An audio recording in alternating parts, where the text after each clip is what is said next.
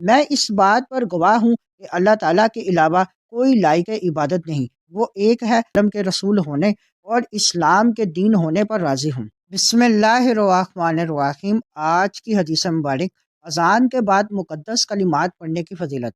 صحیح مسلم حدیث نمبر 386۔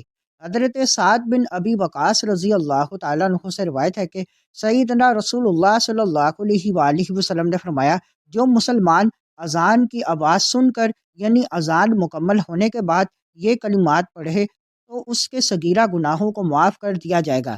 اشہد ان لا الہ الا اللہ وحدہ لا شریک لہ وان محمدا عبدہ ورسولہ رضیت باللہ ربا وبمحمد رسولا وبالاسلام دینا۔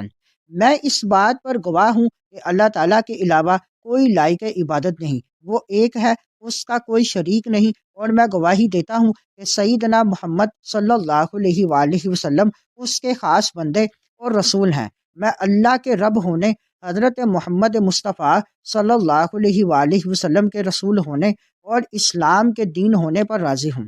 اس حدیث مبارک سے یہ سبق ملتا ہے کہ اذان صرف نماز کی اطلاع نہیں بلکہ ایمان کی تجدید کا موقع ہے۔ اذان کے بعد یہ مقدس کلمات پڑھنے سے بندہ کھلے لفظوں میں توحید، رسالت اور دین اسلام پر اپنے کامل یقین اور رضا کا اظہار کرتا ہے۔ یہ بھی معلوم ہوا کہ چھوٹے چھوٹے مسنون اعمال بھی بڑے اجر کا سبب بن جاتے ہیں۔ چند کلمات جو دل کی توجہ اور یقین کے ساتھ پڑھے جائیں، اللہ تعالیٰ ان کی برکت سے صغیرہ گناہوں کی معافی عطا فرما دیتا ہے۔ اس حدیث کا عملی سبق یہ ہے کہ اذان کو غور سے سنیں، مؤذن کے کلمات کا جواب دیں، اذان کے بعد دعا کے ساتھ یہ مسنون کلمات ضرور پڑھیں۔ یوں ہر نماز کے وقت ایمان تازہ ہوتا ہے، گناہوں کی معافی ملتی ہے اور اللہ کی رضا نصیب ہوتی ہے۔